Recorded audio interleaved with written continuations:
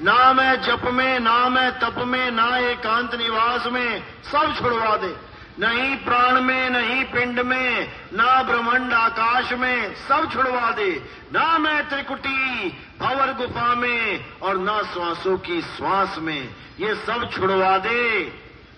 तब समझना कि अब सही रास्ता मिलने वाला है। और वो रास्ता क्या है? वो है आत्म ज्ञान।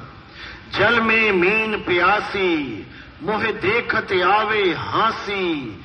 आत्म ज्ञान बिना नर भटके, कभी काबा कभी काशी। केवल आत्मा का ज्ञान न होने के कारण हम जन्मों जन्मों से भटक रहे हैं। सतयुग में इतनी पूजा पाठ करी, इतनी भक्ति करी, इतना नाम जपा, कमी नहीं छोड़ी सतयुग में, सब कुछ किया। फिर क्या हुआ? फिर त्रेता युग में आ गए। त्रेता में खूब नाम जपा, खूब हवन यज्ञ किए, खूब पूजा पाठ किया, खूब राम राम किया। उसके बाद क्या हुआ? उसके बाद द्वापर में आ गए। द्वापर में खूब पूजा पाठ करी, खूब देवताओं को मनाया, खूब राधे कृष्णा किया। उसके बाद क्या हुआ? ये कलयुग में आ गए। और अगर कलयुग में भी यही कुछ करते रहे तो क्या होगा? फिर वापस आ जाएंगे। इसलिए अब क्या करना है? अब वो नहीं करना है जो कलयुग, सतयुग, द्वापर, त्रेता में कर लिया है। अब क्या करना है? अब वो करना है जो इन चारों युग में आज तक नहीं कर पाए। और वो क्या है? अपनी आत्मा में रमण करना है। रमण।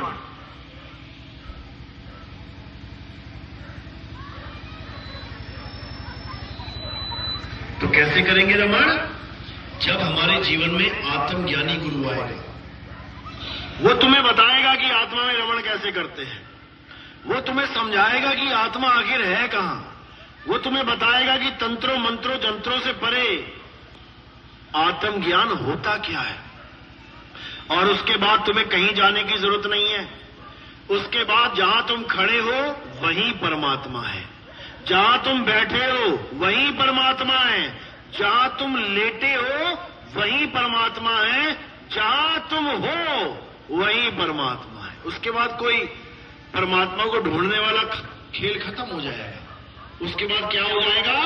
उसके बाद परमात्मा तुम्हारे अंदर ही विराजमान है, उसी में खोजना है।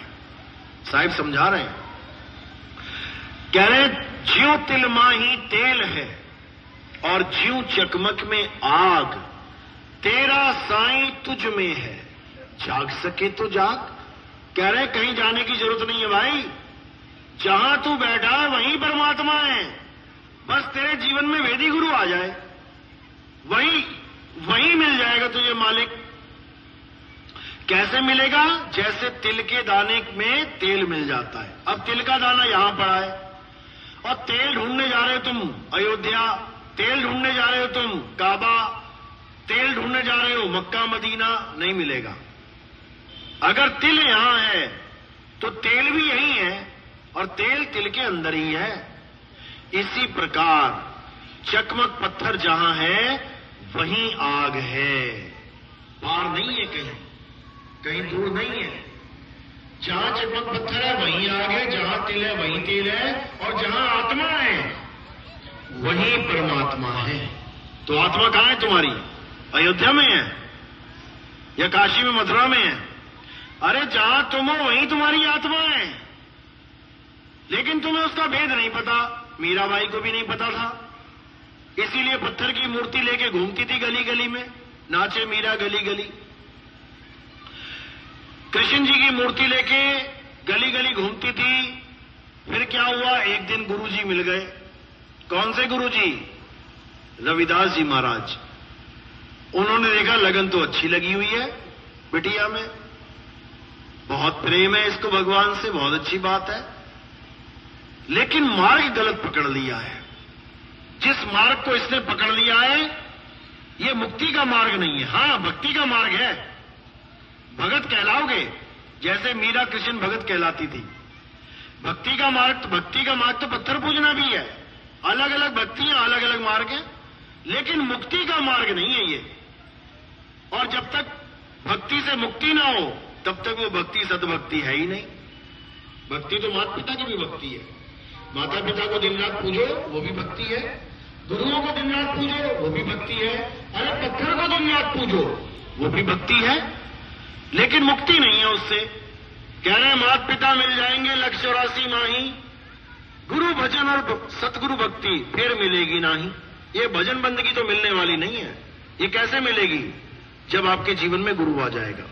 तो गुरु क्या करेगा? जो मीराबाई को बताया। रविदास जी महाराज ने क्या बोला कि मीरा, जिस भगवान को तू पकड़ के घूम रही है, जैसे ही तेरे प्राण पखेरु उड़ेंगे, जैसे ही तेरा शरीर छूटेगा, ये मूर्ति भी तेरे हाथों से छूट जाएगी, भगवान तुझसे जुदा हो जाएंगे। ऐसा भगवान पकड़, ऐसा भगवान खोज जो तुझे पकड़ ले, और अगर उसने तुझे पकड़ लिया तो फिर ना छूटेगी, फिर तू अलग नहीं हो पाएगी। मीरा की समझ में आ गई बात। फिर क्या किया उसने? राजपूत होकर, क्षत्रिय जाति उसकी